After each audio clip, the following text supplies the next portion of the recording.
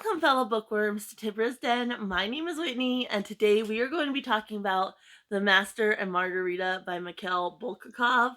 This one was my Barnes & Noble mystery book. I opened it on my birthday, read about 65 pages, and just decided I wanted something a little lighter and easier to read. So I put this aside, picked it up the last couple days in September, and then it did spill over into October, so I finished it up this weekend. And I am so glad this came to me.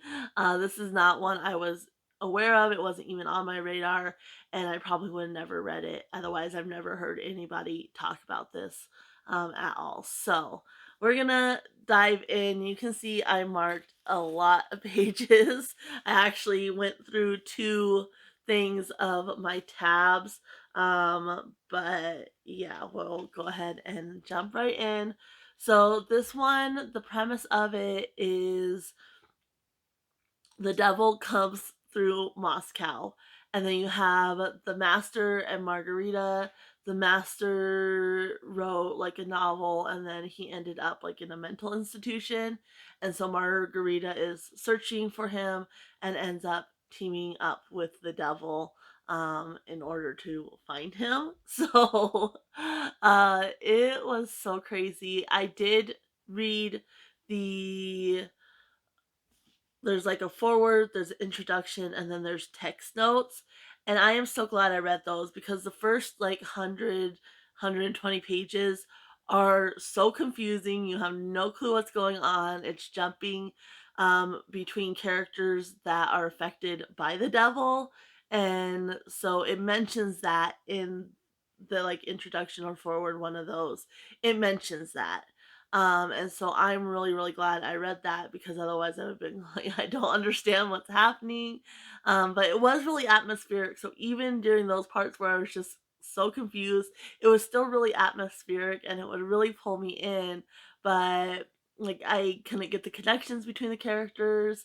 And then also, I think the one who did the forward, um, Boris Fishman, they were talking about like the Russian side of the book and like the political side of it, that you as a reader not being familiar with that, because it was written during um Stalin's reign in Russia.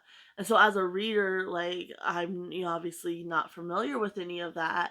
And so a lot of that went over my head. And then there's also, the little um notes at the back throughout. There's the notes at the back, which really help you understand a little bit more too. So there's a lot more depth to this than just what you're reading, but it's also just an enjoyable read as well. And so I absolutely loved this book, even though it was hard and it took me a lot longer to get through than I had planned. It wasn't one I could just fly through. And part of that is the names too. Like the names really hung me up because I hear, as I'm reading, I hear it in my head. And so not being familiar with some of the names, like that kind of got stuck. And then also, like it was two names and then sometimes a third name, and then sometimes it would go by the two names mostly, but then sometimes he would reference it by the person by the third name, and I'm like, well, is that the same person? And so that hung me up a little bit. So I'm gonna say it wasn't an easy read by any means, but 100% worth it for sure. And so yeah, I mean, it's just the first part. Like I said, you have the devil, and there's so many things happening. It starts off, and the devil's talking to these two guys, and then one of the guys kind of goes off the rails, and ends up in the mental institution, which ties into the master, which then ties into Margarita. And so that was really like how he ended up tying everything together was really, really cool, because at first you're thinking, how are all these like connected? and then he ends up tying it in. And the devil has some companions. The two main ones is this cat, this black cat that is the size of a hog, who can talk, and he walks on two legs. And in the beginning, he's trying to ride a tram car. He has money in his pot. He's trying to ride the tram car, and the people are like, "No cats! Like you can't ride this." And then the other guy is in like these checkered pants, I think, with like some broken eyeglasses, and that's the other main companion. And then you also have um this other one that has like a fang. He's like a redhead with a fang. And then this naked woman as well is also a companion of the devil. And then it also goes back to there's a couple. So chapter 2 goes back. The devil is talking about when he was basically at the crucifixion of Jesus, but it's not fully, it's like based on that, but it's not fully, like he changes the name, so it's not Jesus. I forget the name he used. Um but it is like it has pieces of that are accurate, which you see in the notes, if you look at the notes. So that part I didn't really enjoy. Like I just want the devil in Moscow, like but it ties in an important way with the master. And so you're also have other chapters later on that are going back, but you're basically reading what the master wrote. So that was really cool as well, like once that tied in, because at first you're like, what, this isn't relevant to what's going on now. And you never really learn why the devil came to Moscow. But there's also this one scene where he does this ball, and so it's Satan's ball, and it was just crazy. Like, I mean, so atmospheric. Like, it really pulled me in anyway. So even though it was difficult, like it really pulled me in. um and just the reactions of the people, because there's also at one point he does a magic show, and the people think the money's real, and then they're getting these free clothes, and then chaos just ensues. And it's like just the reactions, like you can imagine, like if that really happened, like would that be how people reacted? Because some people didn't believe it at all, and then others like fully believed it. And then they end up kind of explaining it off in the end.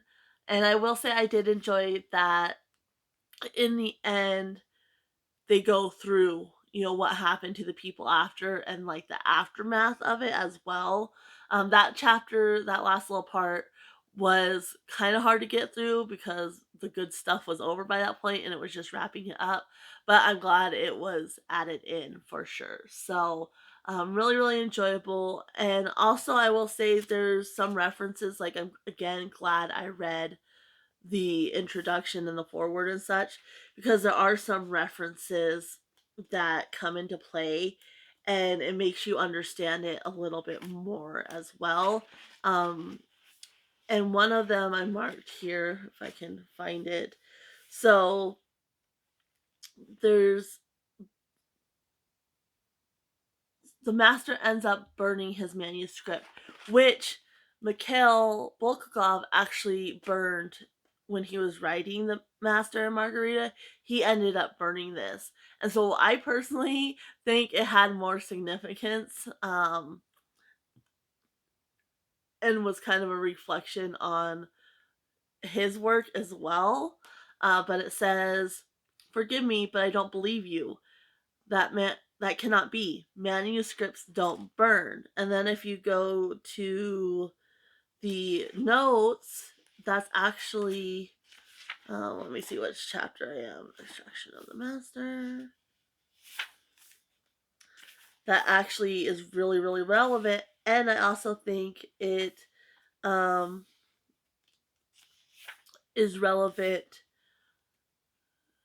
on a more personal level to the author himself, because he burned this and then obviously revived it because here it is. But yeah, it says manuscripts don't burn. This phrase became proverbial among Russian intellectuals after the publication of The Master and Margarita, an event which in itself seem to bear out the truth of Wolin's word, which Wolin is the devil in this case. So yeah, little things like that, that I think have a deeper meaning. But even without that depth, it's just a fun time. Like, it's just so crazy and out there that was so enjoyable to read. There's a little bit of satire, like especially with the cat Behemoth. That's the cat's name is Behemoth. Like, he's just like, this cat is crazy, and just the way he speaks and such, it's just funny. I will say one of the characters is more of like a title. It's not him being called it, but there is a derogatory term that is used kind of as his title. But it's not used in a way that it's derogatory. So yeah, I just wanted to mention that, though. The derogatory term for gay men. Um, so yeah, that threw me off a little bit, but like I said, it wasn't used in a derogatory way. It was kind of like his title, which again goes back to the names. Like, sometimes the names were like they'd be called one thing, and then all of a sudden it would switch and refer to them as something else, which did get confusing. So, but yeah, I definitely would recommend this. It is magical realism, um, obviously classic, but it was such a good time. And like I said, there is that deeper meaning in there too, not only with the author himself, but also with the times that it was written in as well. And so yeah, I definitely recommend this one. It might not be for you, but I thought it was a fun time, for sure, and just crazy. Um, but yeah, that is the Master and Margarita, which really they don't like, their story starts more in the second half of the book, and there's more of a focus on it, but the bulk of the book is about all the chaos that is happening. So that is that. I don't think there's really anything else to say on it. I really, really enjoyed it and love the atmosphere of it. The characters were very unique and a little bit crazy, but it does take some brain power to get through.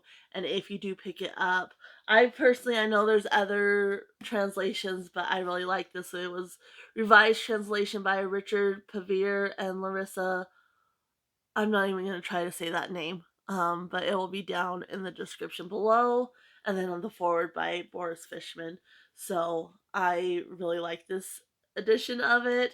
I haven't obviously read any of the others, but this one was, like I said, the introduction and the forward and such really set you up for the book and really, really helped. And then the notes really gave you a deeper look into the culture that is represented here. So I'm gonna go ahead and leave you guys here.